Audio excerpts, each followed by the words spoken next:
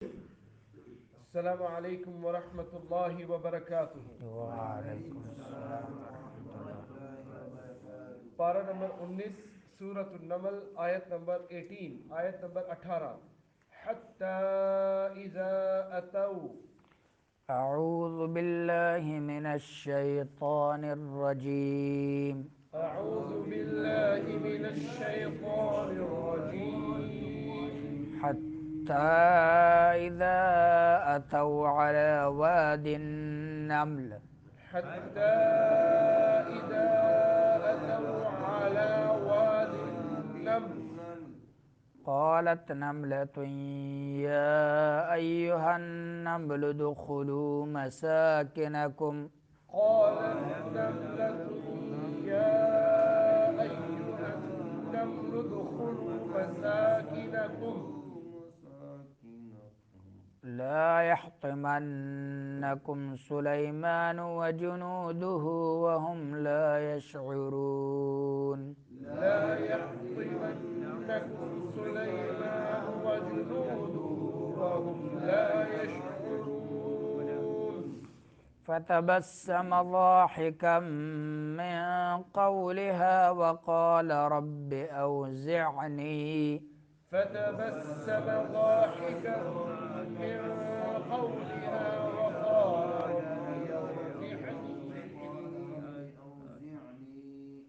أوزعني أن أشكر نعمتك التي أنعمت علي وعلى والدي رب أوزعني أن أشكر نعمتك التي أنعمت علي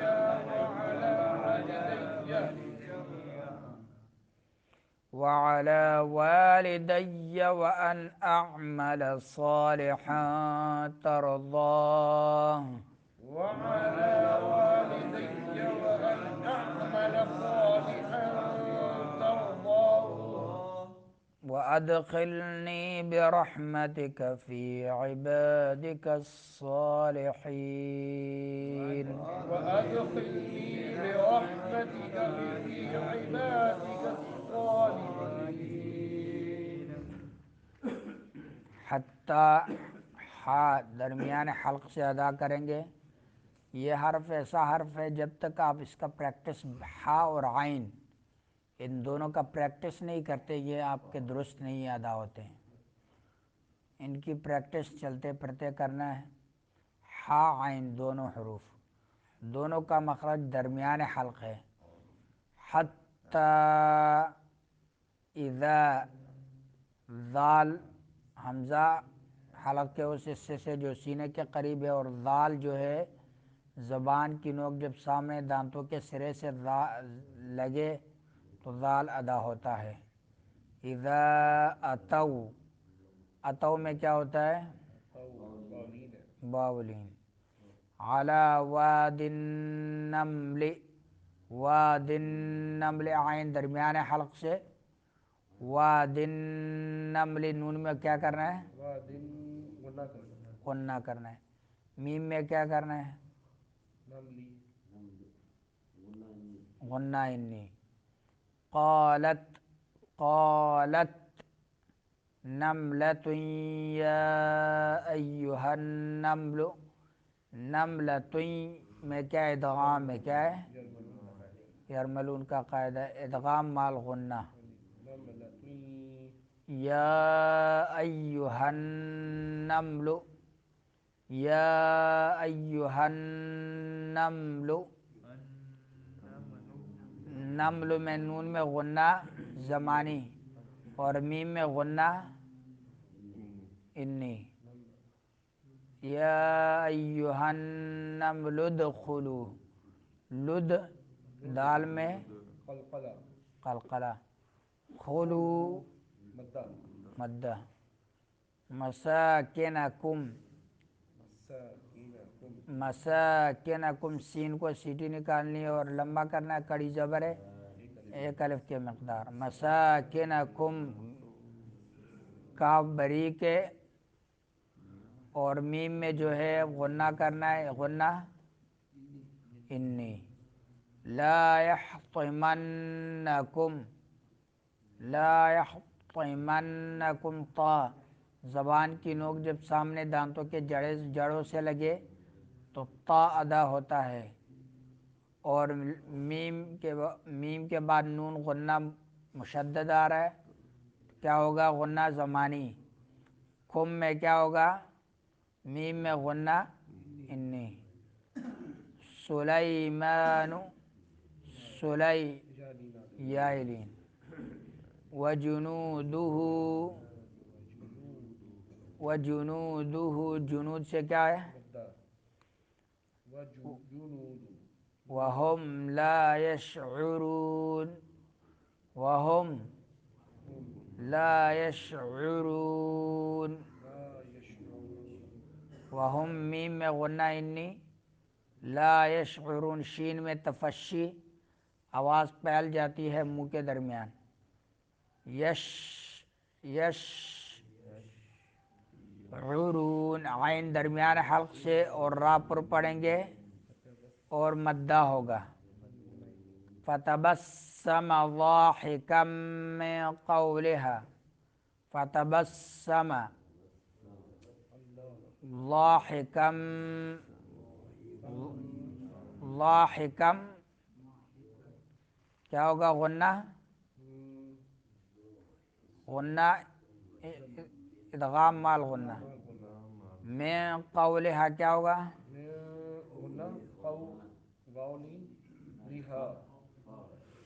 میں اخفا ہوگا، اور قو میں واولین.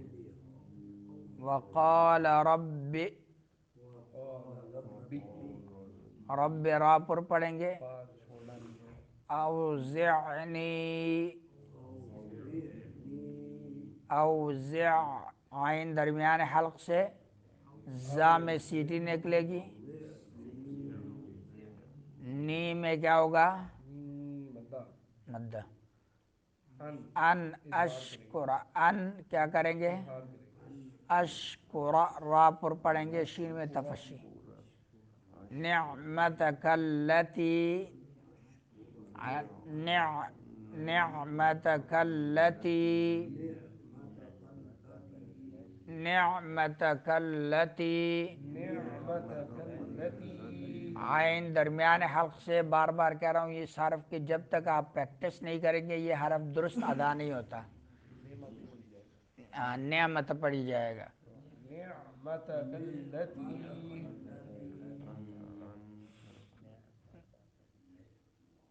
التی، التی میں کیا ہوتا ہے؟ مدہ. مدہ. انعمت، ان کیا ہو رہا ہے؟ اظہار. عم تعمیم میں کیا ہو رہا ہے؟ غنہ انی. تا لمبا نہیں کرنا ہے جی. علی، وعلی، والدی، جی. وان کیا ہوگا؟ اعمل، حمزہ عین کو ملانا ہے. اعمل صالحا، کیا ہوگا؟ خفا ہوگا. ترضاہ، وادخلنی، دال میں کیا ہوگا؟ اور نی میں مدہ. برحمتک، را کو پر پڑھنا ہے، ہا کو درمیان حلق سے. فی عبادک الصالحین،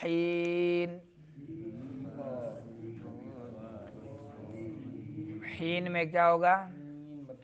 مدہ ہوگا. اور نون میں غنہ انی. جزاکم اللہ خیرا. ترجمہ. حتیٰ یہاں تک کہ اذا جب اتو او آئے علی واد النمل چیونٹیوں کے وادی پر.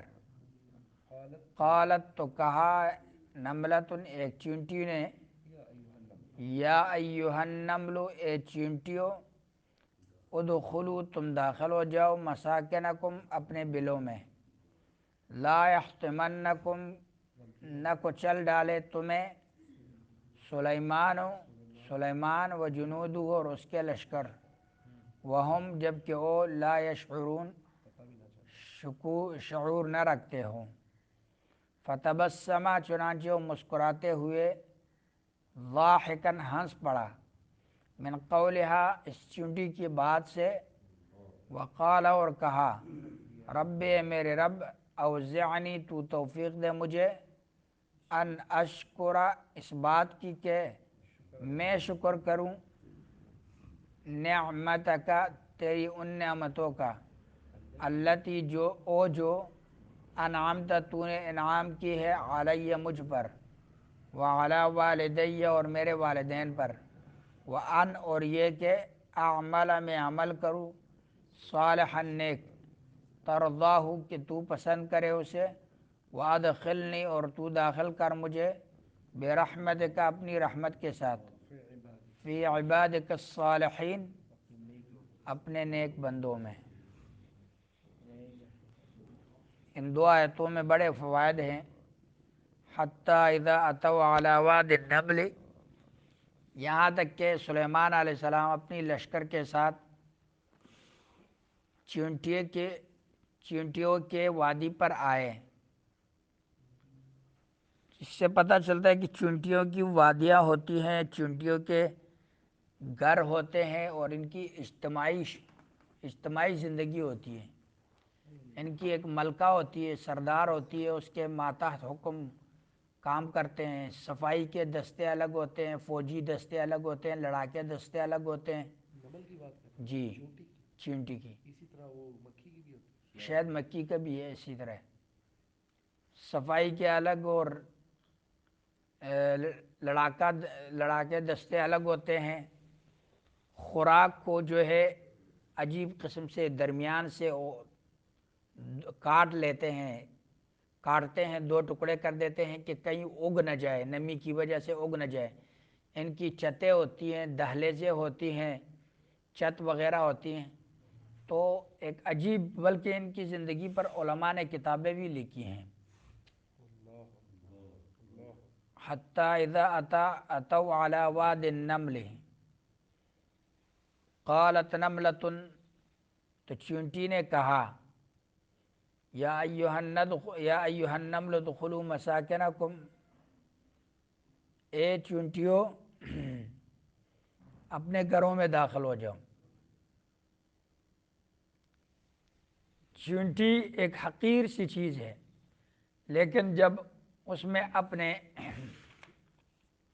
اپنے جو ماتحت ہیں رعایا کے لیے خیر خواہ ہے، ان کی خیر خواہی چاہتا ہے، انہیں نقصان سے بچانے کی کوشش کرتا ہے، تو زندہ قوموں کی یہی مثال ہوتی ہے کہ وہ دوسروں کا غم کرتے ہیں، اپنے غم کے لیے وہ پریشان نہیں ہوتے، وہ دوسروں کے لیے پریشان ہوتے ہیں۔ پھر جب انسان دوسروں کے لیے پریشان ہوتا ہے، اللہ اپنے پریشانی اس کی دور کر دیتا ہے، خود بخود اسے پتہ ہی نہیں ہوتا ہے، اس کی پریشانیاں دور ہوتی جاتی ہیں، کیونکہ یہ دوسروں کے لیے پریشان ہے۔ اور جو اپنے لیے پریشان ہو اللہ اور دوسروں کا غم نہیں کرتا، اس قوم کے لیے پھر ذلت اور رسوائی مقدر بن جاتی ہے اس کی۔ لا یحطمنکم سلیمان و جنودہ، کہیں سلیمان اور اس کی لشکر تمہیں کچل نہ ڈالے، وہم لا یشعرون اور انہیں شعور نہ رکھتے ہوں۔ اس آیت سے یہ پتہ چلا کہ شعور نہ رکھتے ہو، یہ چونٹی نے یہ کہا کہ سلیمان اگرچہ نبی ہے لیکن عالم الغیب نہیں ہے۔ دوسرا یہ پتہ چلا کہ چونٹی نے سلیمان اور علیہ السلام اور اس کے لشکر کی نیکی بیان کی کہ نیک لوگ ہیں، جان بوجھ کے نہیں کریں گے، بے شعوری غیر شعوری طریقے سے تمہیں کچل ڈالیں گے، جان بوجھ کے تمہیں کچلیں گے نہیں۔ یہی صفت اللہ تعالیٰ نے نبی صلی اللہ علیہ وسلم کے جو صحابہ تھے ان کے بارے میں بھی یہی فرمایا کہ وَلَوْلَا رِجَالٌ مُؤْمِنُونَ وَنِسَاءٌ مُؤْمِنَاتٌ لَمْ تَعْلَمُوهُمْ أَن تَطَئُوهُمْ فَتُصِيبَكُم مِّنْهُم مَّعَرَّةٌ بِغَيْرِ علم، اور اگر کچھ مؤمن مرد اور کچھ مؤمن عورتیں نہ ہوتی جنہیں تم نہیں جانتے، اگر یہ نہ ہوتا کہ انہیں رون ڈالو گے تو تم پر لا علمی میں ان کی وجہ سے عیب لگ جائے گا تو ان پر حملہ کر دیا جاتا۔ تیسرا یہ فائدہ بھی نکلتا ہے کہ عام راستے پر چلنے والوں کی یہ ذمہ داری نہیں کہ وہ چونٹیوں وغیرہ کو بچائیں، ذمہ داری چونٹیوں کی اپنی ہے کہ عام راستوں سے خود بچ جائیں۔ چونٹی کی آواز انسان آدمی سن تو نہیں سکتا، لیکن سلیمان علیہ السلام نے سن لیا۔ یہ چونٹی کی بولی کے سمجھنے کے علاوہ مزید معجزہ تھا۔ ایک تو چونٹی کی آواز سننا یہ معجزہ تھا، دوسرا معجزہ یہ تھا کہ چونٹی کی بات کو سن کر سمجھنا یہ بھی ایک معجزہ تھا۔ تو یہ اللہ تعالیٰ نے معجزات دیے تھے سلیمان علیہ السلام کو۔ بعض معجزات کے منکروں نے لکھا ہے کہ یہ وادی نمل بنو نمل نامی ایک قبیلہ گزرا ہے، یہ لوگ تھے، چونٹیاں نہیں تھی، چونکہ وہ منکر ہیں معجزوں کے۔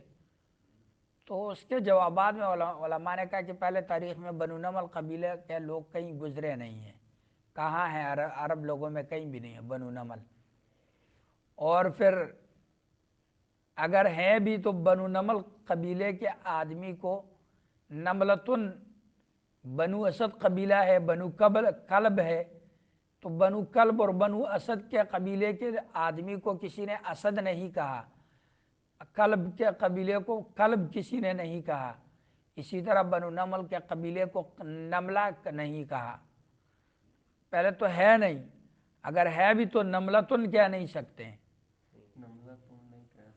دوسرا قولہا نہیں ہو سکتا، قولہا ہا ضمیر مؤنث کی آ رہی ہے، مؤنث کی آ رہی ہے، ہاں۔